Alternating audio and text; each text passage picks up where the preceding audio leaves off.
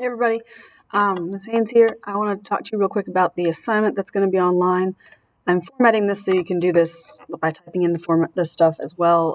That way you don't have to print it off if you don't have a printer at the house. The idea here behind open and closed systems is that we're going to talk about sort of what goes into a system, what comes out of it, what is it doing, does it have any sensors or feedback, and is it open or closed? The examples I've done, these are all kitchen appliances. The examples I've already filled in for you are an electric kettle. So when you think about inputs, the first thing you think about is where does it get its power or energy from? An electric kettle, you plug it in the wall, that's electricity coming into it. So that's one of the inputs is electricity.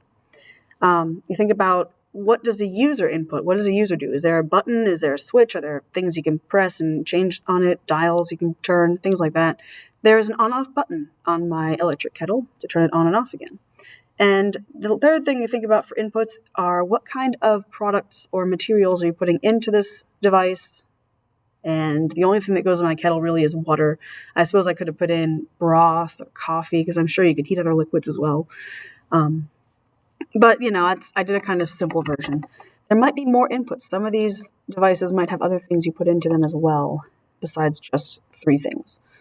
But there's always going to be some source of power or energy. There's going to be some user input or control, and there's going to be some sort of materials. All right, the electric kettle has a thermometer inside. I know this because it will turn itself off when it reaches a boiling point. So I know it's got some sort of feedback inside of it. Otherwise, it wouldn't turn itself off. It would just keep going. Function, it heats the water to boiling. That's what it's supposed to do. And when it's working, it puts out sound. It's got noise that comes out of it. It puts out heat. It puts out steam. And it puts out boiling water, which is your target, I guess, with the whole electric kettle thing. I added this after I made the PDF. So the PDF is, I'm not going to change it. You also have light because when the switch is on, it turns on a blue light. So that's another item that it has that turns on. A toaster is it takes in electricity. It's got buttons and dials. It's got that thing you push down to turn it on. And you put in bread products. If you want to, you could have listed bread, waffles, frozen waffles. I put in mine, bagels, Pop-Tarts, whatever you put in to toast could go on that input side. Feedback, it doesn't have any.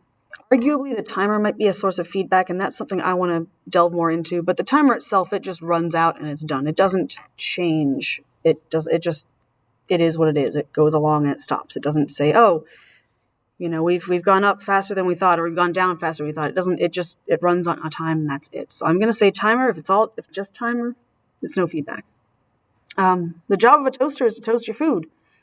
And what comes out? You got heat, you got steam, sometimes you got toasted food, you got sound, it makes a noise. Some toasters have a light that lights up. If you burn your toast, smoke might come out. If you've been using the toaster a lot and you go and you open up the bottom of it, crumbs will fall out and you get the crumbs cleaned out. So there are a lot of other outputs I could have put on there. Now, what makes a system open or closed? You look at whether you've got some sort of a feedback system. The electric kettle, if I put a lot more water in it, it's going to take more time to heat all that water up. So it's not on a timer. It's based on how hot it gets. It has a thermometer. The thermometer is sensing how hot the water is. And when it gets to a certain temperature, it'll click itself off. That is a closed system. So you put over here closed.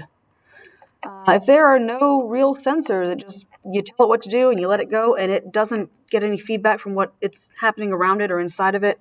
It just goes until its program has run out, essentially. Then it is an open system. So in this case, my electric kettle is a closed system, and my toaster is an open system. Now, there might be a fancy toaster on the market where it does have a temperature sensor, but I don't have one that expensive. Most of them run on timers. So if you think about all these other items, is there anything here that has a sensor inside that tells it when to stop or when to do something different?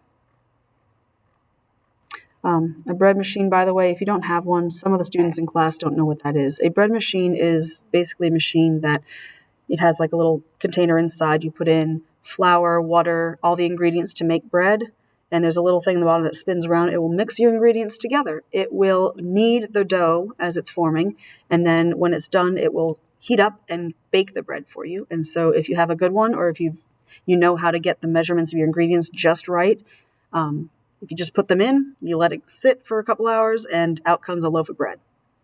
It's fully done.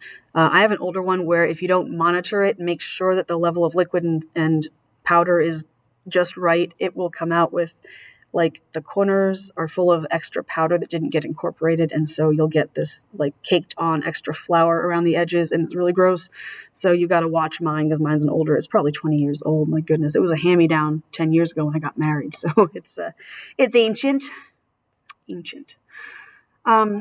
I'm going to try to incorporate this into Canvas, so all you have to do is like fill in answers, type in your answers instead of writing them. But if you'd like to print this and get started, it's in there for you. Alrighty, guys. Y'all have a good one. Bye-bye.